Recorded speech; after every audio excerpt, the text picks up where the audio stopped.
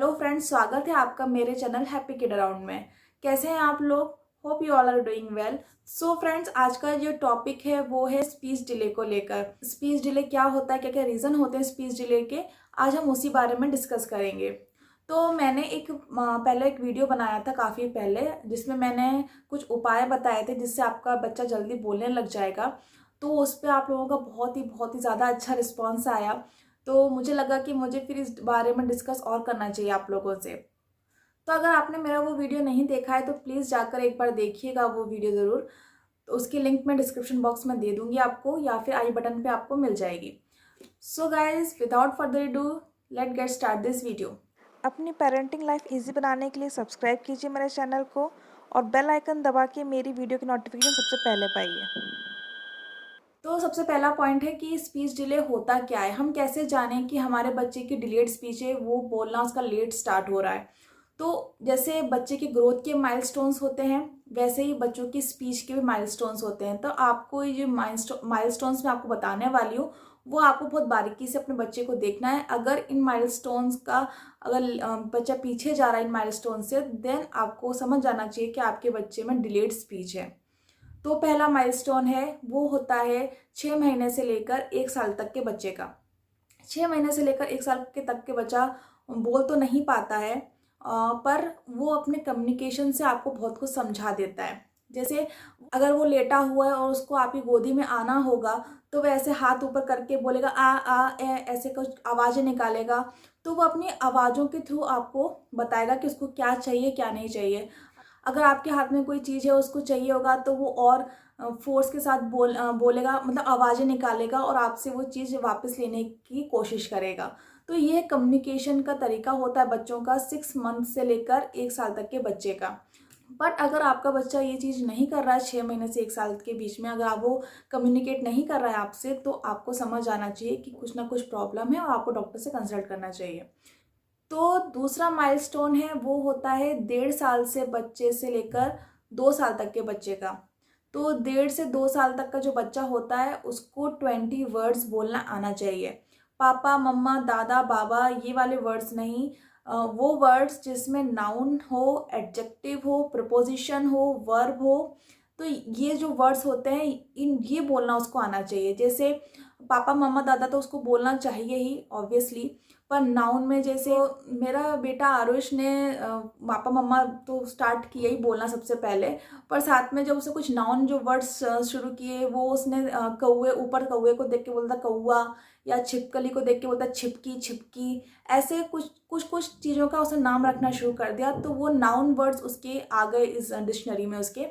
तो या फिर कोई चीज़ जैसे उसको मैंगो बहुत पसंद था, तो वो मैंगो बोलता था। तो ऐसे नाउन वर्ड्स 2 साल तक के 1.5 से 2 साल तक के बच्चे को बोलना आना चाहिए। या फिर एडजेक्टिव, जैसे कुछ गर्म लगता है तो वो करे ताता है। जैसे अपन बताते हैं ना उसको कि बेटा ये गर्म है, ताता है ये, तो वो भी ताता को रिस्पॉन्स करेगा। अगर उसको गर्म लगेगा तो बोलेगा ताता, ऐसे करके वो रिस्पॉन्स करेगा और वो एडजेक्टिव के थ्रू वो चीज़ों को बताएगा। या फिर वो ऐसे बोलेगा, कुछ मांगेगा तो बोलेगा दे दो। या फिर गोदी आना होगा तो बोलेगा गोदी। वो पूरी प्रॉपर आपका बच्चा लैंग्वेज में नहीं प्रॉपर प्रोनाउंस नहीं करा तो कोई प्रॉब्लम नहीं है, बट थोड़ा बहुत जैसे बोल देना चाहिए, जैसे दोदी या गोदी, मतलब आपको समझ जाना चाहिए कि वो आपको गोदी लेने की बोल रहा है। तो ऐसे वर्ड्स उसको बोलना चाहिए, ले लो, खाओ, ऐसे करके उसको कुछ ना कुछ प्रपोजिशन, वर्ब या एडजेक्टिव ऐसे बोलना चाहिए। फिर थर्ड माइलस्टोन होता है वो 2 से लेकर 2.5 साल तक के बच्चे का होता है। तो 2 साल से 2.5 साल तक के बच्चे को जो 1.5 साल का माइलस्टोन था 20 वर्ड्स का, उसके डबल बोलना आना चाहिए। 50 to 100 वर्ड्स वो बोलना उसको आना चाहिए। तो ऐसे में उसको 2 वर्ड्स को कंबाइन करना भी आना चाहिए, जैसे गोदी ले लो, मम्मा खाना, मम्मा चाहिए, ऐसे करके 2 वर्ड्स को वो कंबाइन करना उसको आना चाहिए। तो ये हुआ 2 से 2.5 साल का माइलस्टोन। बट इसमें कुछ ऐसा भी है, जैसे आप उसको कुछ इंस्ट्रक्ट कर रहे हैं तो उसको उस इंस्ट्रक्ट को फॉलो करना भी आना चाहिए। तो इस माइलस्टोन में एक ये भी चीज़ ऐड हो जाती है, आपकी इंस्ट्रक्शन फॉलो करना। तो आपका कोई एक सिंपल इंस्ट्रक्शन है वो उसको फॉलो करना आना चाहिए। जैसे आप उसको बोले इधर आओ तो वो इधर आपके पास आए, या आप बोलो बैठो तो वो बैठ जाए, बोलो खड़े हो जाओ तो वो खड़े हो जाए। तो ज़रूरी नहीं कि वो हर टाइम वो इंस्ट्रक्शन फॉलो करे, कभी कभी बच्चों का मूड भी नहीं होता है, पर जनरली बच्चों को ये इंस्ट्रक्शन समझ में आना चाहिए कि आप उनको क्या बता रहे हैं और उनको ये इंस्ट्रक्शन फॉलो करना आना चाहिए। तो ये होता है 2 से 2.5 साल के बच्चे का माइलस्टोन। फिर हम बात करते हैं 3 साल तक के बच्चे के बारे में कि 3 साल के बच्चे को क्या क्या आना चाहिए। तो 3 साल का बच्चा है, उसको एक प्रॉपर सेंटेंस बोलना आना चाहिए, उसको 3 से 4 वर्ड साथ में बोलना आना चाहिए। जो हम जैसे नॉर्मल बात करते हैं वैसे काफ़ी फ्रेजेस तो सेंटेंस को मिलाना आना चाहिए। मम्मा खाना चाहिए मुझको, या मुझे खाना चाहिए, इस तरीके से सेंटेंस उसको बोलना आना चाहिए। प्रॉपर सेंटेंस उसको बोलना चाहिए। मुझे चाहिए इसको उसको, ये सब भी उसके वोकैबलरी में ऐड होना चाहिए। और फिर 3 साल के बच्चे को आपके 2 इंस्ट्रक्शंस को साइमल्टेनियसली फॉलो करना आना चाहिए। जैसे पहला क्या था 2 से 2.5 साल के बच्चे का कि वो एक इंस्ट्रक्शन फॉलो कर ले, जैसे आ जाओ तो वो आ जाए। तो यहाँ पे वो 2 इंस्ट्रक्शन फॉलो करे कि आप बोलो आओ और बैठ जाओ, तो वो आए और आकर बैठ जाए। तो ऐसे साइमल्टेनियसली वो 2 इंस्ट्रक्शंस को फॉलो करे। ऐसा नहीं आप उसको पहले बोले आओ तो वो आए, फिर आप उसको बोले बैठ जाओ फिर वो बैठ जाए, ऐसा नहीं। आपको साइमल्टेनियसली उसको 2 इंस्ट्रक्शन देने हैं। फिर बात रही क्वेश्चंस की। तो हम जो क्वेश्चन पूछे उसका आंसर भी 3 साल के बच्चे को देना आना चाहिए। जैसे सिंपल से क्वेश्चन, ज़्यादा टफ क्वेश्चन नहीं। क्या, कहाँ और कौन, ये 3 का उसको आंसर आना चाहिए। क्या मतलब आप उससे पूछे ये क्या है, तो वो उसका आंसर बताए कि ये चीज़ है। फिर आप पूछिए ये कौन है, तो वो बता पाए कि ये पापा है, दादा है, दादी हैं, ऐसे वो आंसर बता पाए। तो ये कौन है उसका आंसर वो बता पाए। और फिर थर्ड कहाँ, तो जब पूछेंगे आप उससे कि वो कहाँ चीज़ रखी है, तो भले ही वो बोल ना पाए कि कहाँ चीज़ रखी है, कौन सी जगह पर रखी है, पर वो इशारे समझा दे कि हाँ वहाँ रखी है। तो उसको इनके आंसर देना भी आना चाहिए कि जो कहाँ वो चीज़ रखी है, तो वो उसका आंसर दे सके। कौन है तो वो बता सके कौन है, और ये चीज़ क्या है तो उसका आंसर दे पाए कि वो चीज़ क्या है। तो ऐसे क्वेश्चंस का आंसर देना भी आना चाहिए। एंड साइमल्टेनियसली उसको क्वेश्चन पूछना भी आना चाहिए। आप बोलेंगे 3 साल का बच्चा क्वेश्चन पूछेगा, पर बिलीव कीजिए मेरा आरुष मुझसे क्वेश्चन बहुत पूछता था, और 3 साल से उसने इतने क्वेश्चन पूछना शुरू किए हैं, उसके आज तक क्वेश्चन बंद ही नहीं हुए। तो ऐसे क्वेश्चन पूछना आना चाहिए। जैसे ये क्या है, आरुष तो स्टार्टिंग से उसने यही क्वेश्चन था ये क्या है, तो 3 साल के बच्चे को ये क्वेश्चन पूछना आना चाहिए, ये क्या है, कहाँ जा रहे हैं, क्या खा रहे हैं, ऐसे करके क्वेश्चन। ये कौन है, ऐसे करके उसको क्वेश्चन पूछने आने चाहिए। 3 साल के बाद फिर बच्चे नॉर्मल बोलना स्टार्ट कर ही देते हैं धीरे धीरे, और उनकी ऑल वोकेबलरी एक्सपैंड होती जाती है और न्यू न्यू वर्ड्स आते जाते हैं, तो उनकी फिर स्पीच अच्छी हो जाती है। तो ये थे सारे माइलस्टोन्स। तो अगर आपका बच्चा इसके किसी भी माइलस्टोन में पीछे है, या फिर आपका बच्चा माइलस्टोन पूरे नहीं कर पा रहा है, तो आपको समझ जाना चाहिए कि स्पीच डिले है। तो चलिए अब हम रीज़न जानते हैं कि बच्चों में स्पीच डिले क्यों होता है। इसका पहला रीज़न होता है कि बच्चा अगर आपका डिप्रेशन में है, या फिर सोशल नेग्लिजेंस उसको फील होता है, मीन्स बच्चों को थोड़ी टेंशन ज़्यादा रहती है, या फिर माँ बाप बच्चों को ज़्यादा ध्यान नहीं दे पाते हैं अपने बिजी शेड्यूल की वजह से, या किसी वजह से आप उनसे ज़्यादा कम्युनिकेट नहीं करते हैं, उनसे ज़्यादा बातें नहीं करते हैं, तो ये रीज़न होता है बच्चा थोड़ा लेट स्पीच उसकी हो जाती है। या फिर बच्चे को किसी चीज़ से प्रॉब्लम होती है, किसी चीज़ से घबराया हुआ होता है, या बहुत डरा हुआ रहता है किसी चीज़ को लेकर, तो उसकी वजह से बच्चों में स्पीच डिले होती है। सेकंड रीज़न होता है जेनेटिक। अगर आपके मम्मी पापा में से किसी ने अगर देर से बोलना स्टार्ट किया है, तो काफ़ी ज़्यादा चांसेस रहते हैं कि बच्चा भी लेट बोलना स्टार्ट करता है। थर्ड प्रॉब्लम होती है बच्चों की कन्फ्यूजन। कई माँ बाप बच्चों को बहुत ज़्यादा कन्फ्यूज कर देते हैं बातों से, मीन्स 2-3 लैंग्वेज बच्चों को साथ में सिखाते हैं, इंग्लिश भी सिखा रहे हैं, हिंदी भी सिखा रहे हैं। अगर आप कोई आपकी लोकल लैंग्वेज है आप वो भी सिखा रहे हैं बच्चों को, तो बच्चा इससे कन्फ्यूज हो जाता है। तो आपको बच्चे को वो लैंग्वेज सिखानी है जो आपको सबसे ज़्यादा उसके सराउंडिंग में बोली जाती है। आप सारी लैंग्वेज का बर्डन उसके ऊपर मत डालिए, बच्चा इससे कंफ्यूज होता है, इससे बच्चों को बोलने में थोड़ी प्रॉब्लम होती है। फोर्थ प्रॉब्लम होती है हियरिंग इम्पेयरमेंट। अगर आपके बच्चे को सुनने में कोई प्रॉब्लम है, अगर उसको ढंग से सुनाई नहीं दे रहा है, तो वो बोलना भी नहीं सीख पाएगा, क्योंकि बच्चे जब सुनते हैं तभी वो बोलना सीखते हैं। तो आपको ये चीज़ जाकर डॉक्टर से डिस्कस करनी चाहिए कि अगर आपके बच्चे को आपको लगता है कि वो सुनने में उसको कुछ प्रॉब्लम है, तो आपको डॉक्टर से कंसल्ट करना चाहिए। फोर्थ है ऑटिज्म। ऑटिज्म भी एक रीज़न होता है बच्चे का लेट बोलना स्टार्ट करने का। तो क्या क्या साइंस है ऑटिज्म के, आज हम उसके बारे में भी डिस्कस करेंगे। तो अगर तो ऊपर के जो 3 प्रॉब्लम्स हैं अगर वो हैं तो आपको मेरा वो वीडियो देखना चाहिए कि बच्चों को जल्दी बोलना कैसे सिखाइए। पर अगर ये नीचे की 2 प्रॉब्लम है, हियरिंग में कोई प्रॉब्लम है या फिर ऑटिज्म की प्रॉब्लम है, तो फिर आपको डॉक्टर से कंसल्ट करना चाहिए। तो लेट अस डिस्कस कि हम कैसे जानें कि बच्चे में ऑटिज्म है या फिर नॉर्मल स्पीच डिले है। तो ये बहुत ही कंफ्यूजिंग क्वेश्चन रहता है और छोटी एज में बच्चों को समझ पाना बहुत ही मुश्किल रहता है कि उनको ऑटिज्म है या फिर स्पीच डिले। तो मैं आपको बहुत ही ज़्यादा साइंस होते हैं ऑटिज्म के, इतने सारे साइंस होते हैं कि हम हर चीज़ डिस्कस नहीं कर पाएंगे इस वीडियो में। पर तो मैं कुछ इंपॉर्टेंट साइंस आपको बताऊंगी ऐसे ऑटिज्म के, जिससे आपको थोड़ी हेल्प मिलेगी ये जानने में कि आपके बच्चे को ऑटिज्म है या फिर नॉर्मल स्पीच डिले है।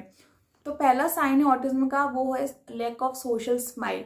बच्चे जनरली हम जब उनको देख के स्माइल करते हैं तो बच्चे रिटर्न में भी स्माइल करते हैं। तो ऑटिज्म वाले बच्चों में इस चीज़ की थोड़ी कमी रहती है, वो स्माइल नहीं करते या फिर बहुत ही कभी कभार रेयर उन्होंने स्माइल किया तो किया। तो ऑटिज्म की कुछ डिग्री होती है, कुछ बच्चों में ज़्यादा हाई डिग्री वाला ऑटिज्म होता है, कुछ बच्चों में बहुत लो डिग्री वाला ऑटिज्म होता है। तो उसी डिग्री के हिसाब से इनके साइंस भी होते हैं। तो पहला साइन है लेक ऑफ सोशल स्माइल। तो सेकंड है no pretend and play games. छोटे बच्चे से, छोटी एज से बच्चों का शौक होता है प्रिटेंड एंड प्ले गेम्स खेलने का। जो हमको वो लोग जो हमको देखते हैं वही वो लोग रिपीट करते हैं, वैसी नकल करते हैं। जैसे हम अगर फ़ोन पे बात कर रहे होंगे तो वो रिमोट लेकर फ़ोन पे बात करने की नकल करेंगे हमें देख देख के। तो वही हम लोग की नकल करना मीन्स इस तरीके से। तो ये प्रिटेंड एंड प्ले गेम्स बहुत बच्चे खेलते हैं और उनको बहुत मज़ा भी आता है, पर ये चीज़ ऑटिज्म के बच्चों में देखी नहीं गई है। वो लोग प्रिटेंड एंड प्ले गेम्स नहीं खेलते हैं, तो ये भी एक साइन है ऑटिज्म का। थर्ड है they will avoid and resist physical contact.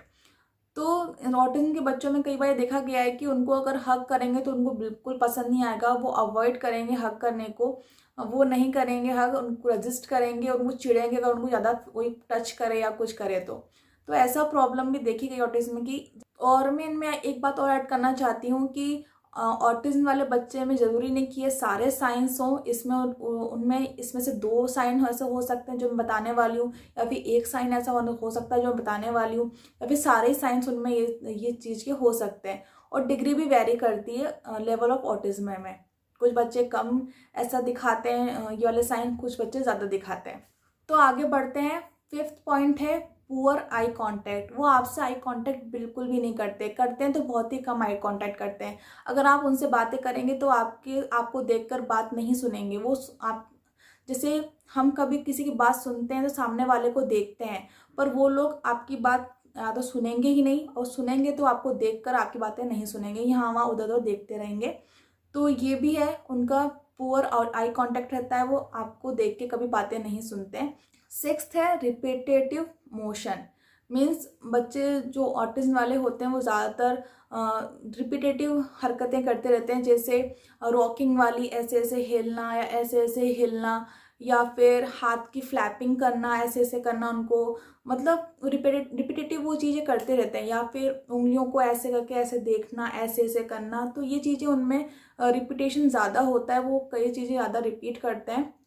Specially उनके बॉडी के मोशन को ज़्यादा रिपीट करते हैं, जैसे हैंड फ्लैपिंग, रोकिंग और आइज़ को या फिर हैंड को ऐसे ऐसे करना। उनका मीन्स कंट्रोल नहीं रहता उनके बॉडी पार्ट्स पे उनका।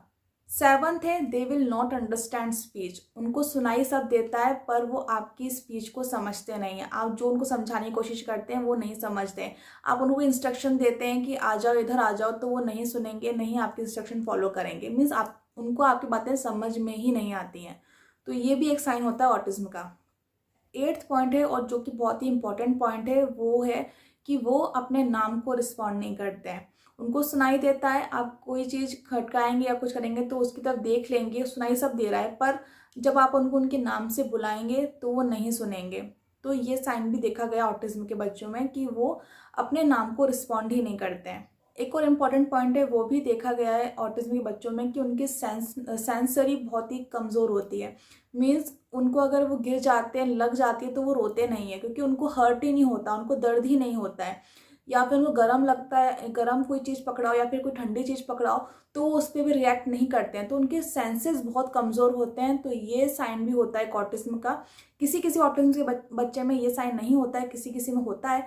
तो जैसा कि मैंने आपको बताया कि हर ऑटिज्म के बच्चे में साइन डिफर करते हैं, किसी में कोई साइन होता है, किसी में कोई साइन होता है। तो ज़रूरी नहीं है कि सारे साइन ऑटिज्म के बच्चे में हो, किसी में ये साइन हो सकते हैं, किसी में ये साइन नहीं हो सकते हैं।